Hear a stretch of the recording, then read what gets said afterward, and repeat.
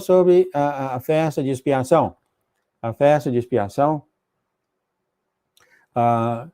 deixa eu ver aqui, a gente começa vendo aqui, em Levítico 23, 26, fala o seguinte: falou mais o Senhor a Moisés, dizendo, mais os 10 dias, o 10º dia do 7º mês, será o dia de expiação. Tereis santa convocação, e afligireis as vossas almas, e ofereceis oferta queimada ao Senhor. É claro, hoje em dia não tem oferta queimada, porque o Senhor é o nosso Cordeiro. E aqui afligireis, a igreja que eu estava por 30 anos, a gente não bebia, nem comia. Olha só, por um dia inteiro. Então, continuando aqui, naquele mesmo dia não haverá trabalho nenhum, porque é dia de expiação, para fazer expiação por vós perante o Senhor. Naquela igreja, ninguém trabalha hoje. E eu também, aqui também em casa, é a mesma coisa, porque toda a alma, quer dizer, mudou um pouco isso, né, gente? Mudou um pouco isso, a gente não é tão fariseu mais, né? Não é tão mais fariseu, no sentido, esse dia ainda continua santo. A gente vai falar mais sobre isso, o que o Senhor falou sobre esse dia. Continuando aqui, é um estatuto perpétuo pelas vossas gerações e todas as vossas salvações. Lembre-se muito bem, isso aqui é a antiga aliança, não é a nova aliança. Isso não significa que o Senhor simplesmente apagou o que ele fez. Você vai ver ele falando isso daqui a pouco. E ele falou que é de uma tarde a outra tarde, mostrando que é um dia inteiro. Muito bem, eu vou seguir em frente, tem muito o que falar.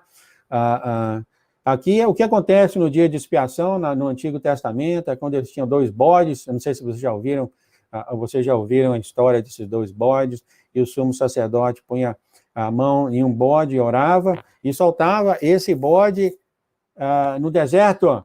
E o outro bode, ele orava sobre o outro bode, e levava e sacrificava o bode, e o sangue do bode ele jogava na congregação.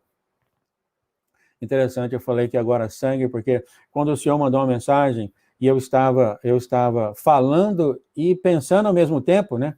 Eu falei, não, a perdoar o pecado, jubileu para perdoar o pecado. Aí eu falei, não é. Aí já teve aquele julgamento bem sério que,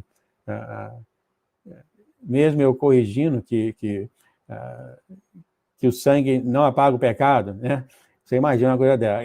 Esse aqui foi escrito em 2012, por mim. E são minhas palavras, são meu estudo, tá? Tirado disso aqui. Hebreus 9, 22. E quase todas as coisas, segundo a lei, se purificam com sangue. E sem derramamento de sangue, não há remissão.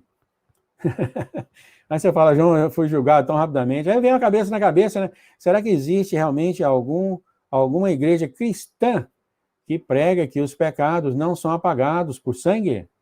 Eu pensei isso, né? Será que existe? Eu acho que não, né? Eu acho que não sei. Eu acho que esse fundamento aqui é tão básico, né?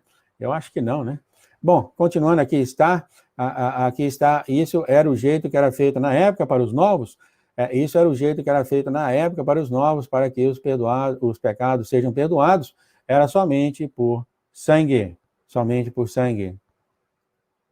E aí está, e você vai ouvir, muito, muito interessante, sendo falado aqui pelo arcanjo Gabriel sobre esse bode. Por favor, não esqueça sobre o bode.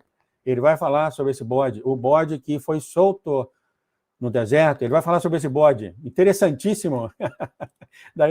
Interessantíssimo esse bode. E você falar, Jesus veio, né? E curou todos os pecados. Ele vai falar sobre isso, Interessantíssimo. Não esquece esse bode que foram feitos, que o sumo sacerdote colocou o pecado no bode e soltou ele no deserto. E o outro bode, ele pôs a mão, tem um nome tudo aqui, tá, gente? Eu não tenho tempo. Azazel, etc. E esse bode era matado, e o sangue dele, o sumo sacerdote jogava no povo para a remissão dos pecados. Deixa eu ver se tem mais alguma coisa para falar aqui. Aqui ele fala desse bode aqui, ele fala, e o porá sobre a cabeça do bode, enviá-lo ao deserto, e pela mão de um homem designado, quer dizer, um homem levava esse bode para o deserto, assim aquele bode levará sobre si todas as iniquidades, pecados deles à terra solitária, e deixará o bode no deserto. Preste atenção, por favor, nisso aqui, senão você não vai entender o que o arcanjo Gabriel falou, tá? esse bode foi solto no deserto, vivo. Mas, quando os pecados foram colocados, houve um espírito desse negócio, eu vai falar, né? Como é que a gente podia imaginar um negócio desse? Incrível, realmente. Deixa eu ver, continuando aqui. Eu não sei o que eu guardei esse Atos 9. Sim, eu estava comparando com o apóstolo Saulo, né? Sim, amados, eu estou falando um pouco ainda de mim, fariseu dos fariseus, o Senhor vem falando isso para mim. Teve um tempo que eu estava muito orgulhoso do que eu tinha aprendido, do que o Senhor tem mostrado para mim, né? Do que o Senhor tinha mostrado para mim, eu estava muito, muito orgulhoso, conhecer tudo que na arquitetura, não, eu sempre esqueço aquela palavra. Não é arquitetura, não, é o quê? Arqueologia, as coisas que eu tenho aprendido dele na arqueologia, o barco de Noé, onde morou a família de Noé, tudo foi mostrado para o Ron Wyatt, e todas as mensagens também da Bíblia foi mostrada para mim, assim como o Novo e o Velho Testamento, que eu sei na linguagem original. Eu estava assim, dessa maneira, acabei recebendo uma mensagem do irmão o Senhor falando para mim que sobre isso, que eu tenho que, tudo que eu sei, eu tenho que colocar na mão do Senhor. Foi exatamente isso que o apóstolo Paulo fez.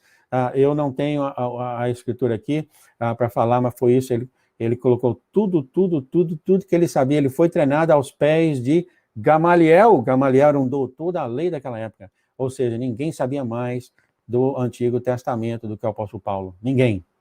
Então, tinha de ser uma coisa dramática nele, né? A conversão do apóstolo Paulo tinha de ser dramática, porque ele realmente estava no topo da montanha.